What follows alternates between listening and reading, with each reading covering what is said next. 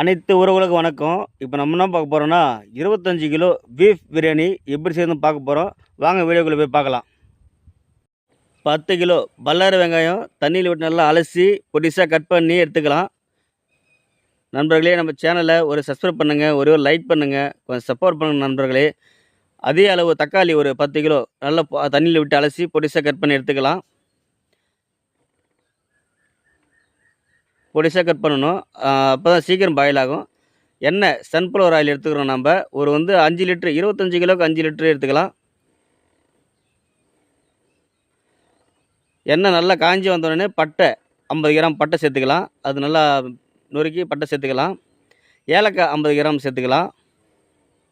ஏலக்காய் அதிகம் போடவும் கூடாது, கொஞ்சம் நார்மலாக 50 கிராம் கம்மியாக கூட இருக்கலாம். 50 கிராம் சேர்த்துக்கிறேன் நான் 25 கிலோவுக்கு. லவங்கப்பூ ஒரு 50 கிராம் சேர்த்துக்கிறேன். இப்போ நம்ம பொடிசாக